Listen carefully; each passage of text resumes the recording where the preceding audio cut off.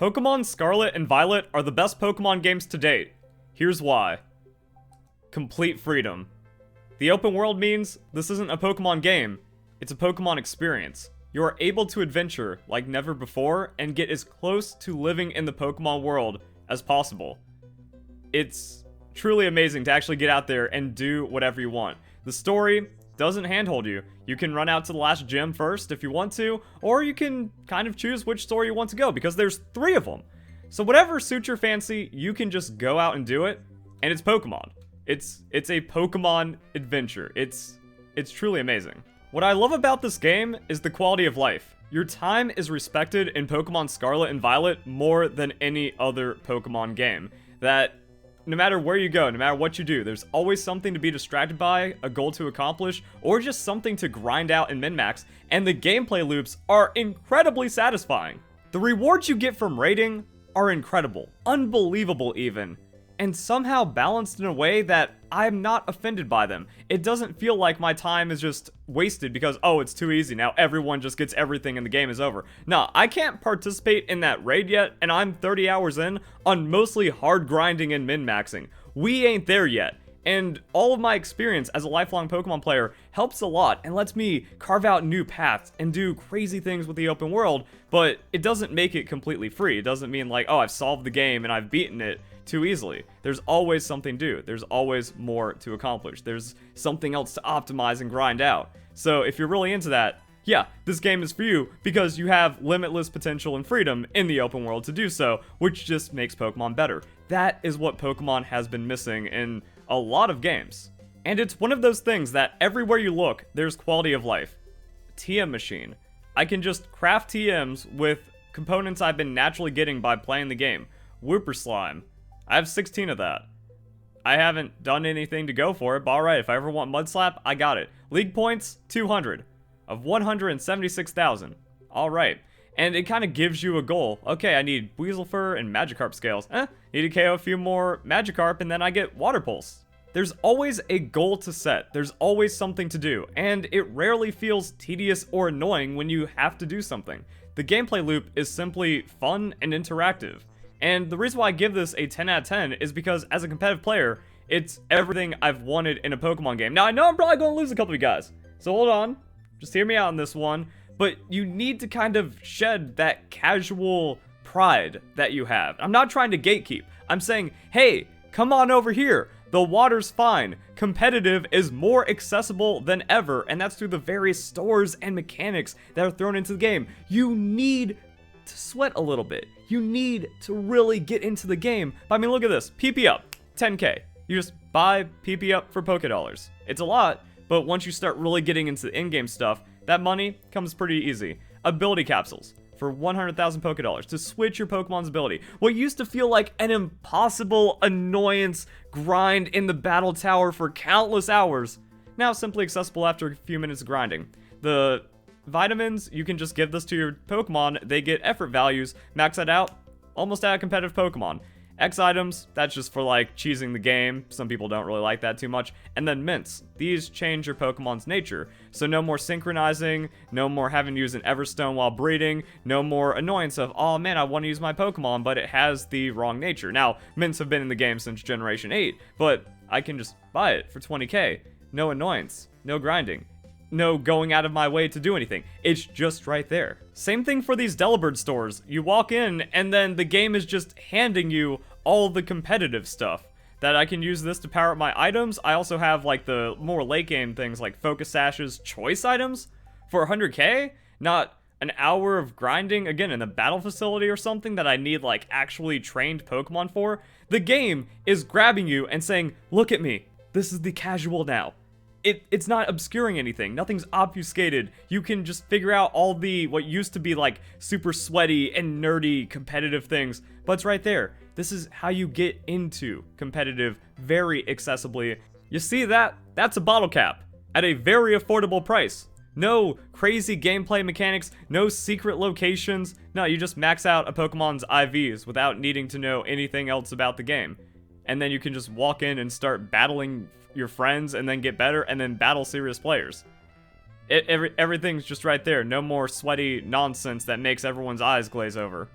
And that's just one aspect of quality of life that's gotten better. It's not like, oh, well, that's 10 out of 10 because now I can buy bottle caps. No, this is what you experience pretty much everywhere in the game. You can find items all over the place. Dynamic Pokemon spawns are really cool. Mass outbreaks give you an easy way to get shiny Pokemon, and everything about the game is better. That's really the way of summarizing it. Everything about how you would just play Pokemon in the past has gotten better and more enjoyable and more rewarding. And somehow it just doesn't feel like everything is devalued. I still have to earn it. I still have to work just a little bit. But now it's not frustrating. It's not annoying. It doesn't burn me out and doesn't make other players, hopefully, resort to hacking. It's still going to happen because, like, there's losers everywhere. But I'm just having a good time.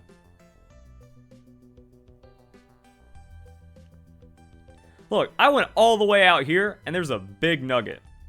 I'll take it, game. And I haven't even talked about the story yet. So before Pokemon Scarlet and Violet, here was how I felt about Pokemon stories.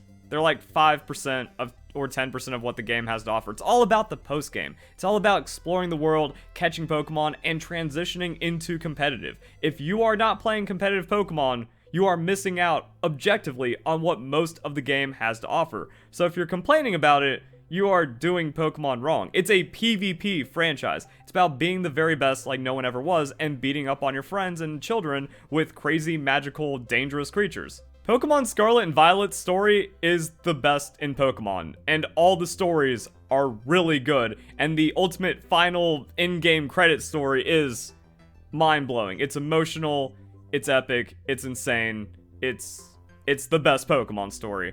So everything is worth it. Everything is cool. There is something to get out of this game in every part.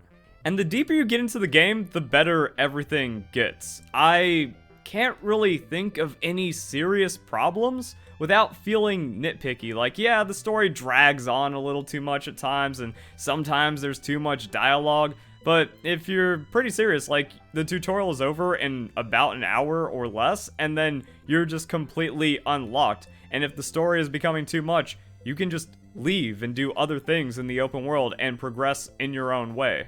And also, I'm not a story-driven player. I'm a min-maxy competitive player, so I understand that you need dialogue and exposition and also setting things up for players that have never played Pokemon before or are still not as familiar with every single aspect of the game.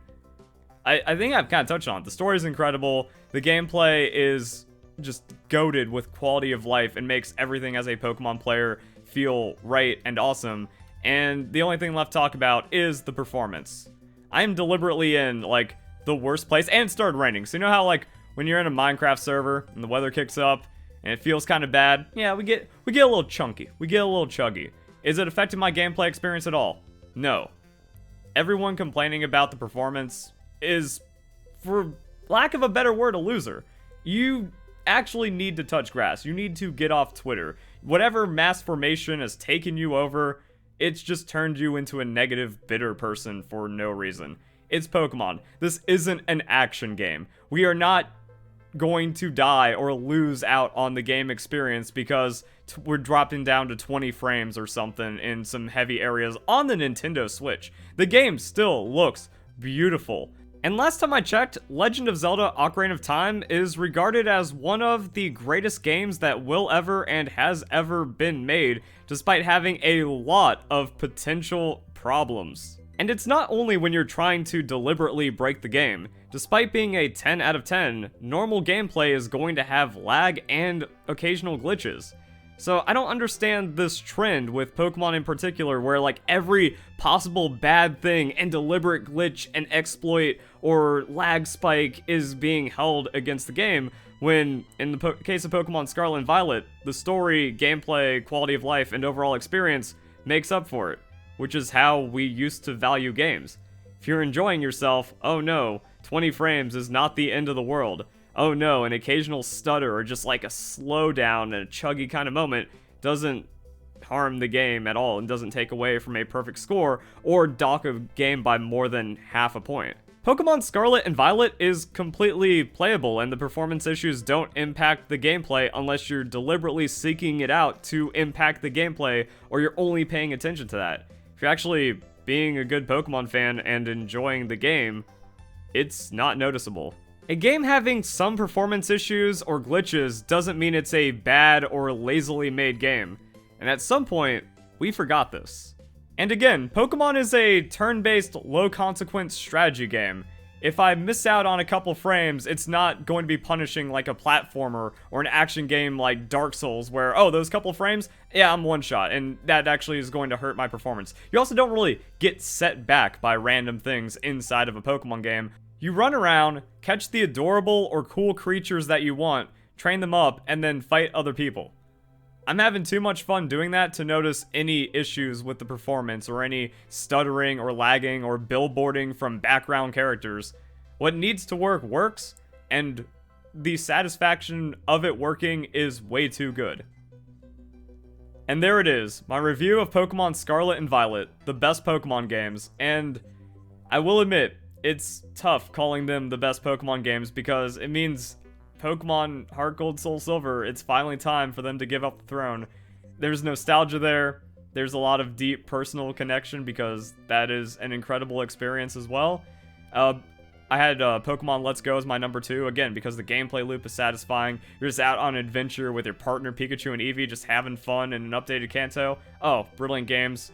I considered Pokemon Sword and Shield the 3rd best Pokemon games, again, because quality of life, bringing it together, fun, satisfying, performance and graphics don't matter in a Pokemon game.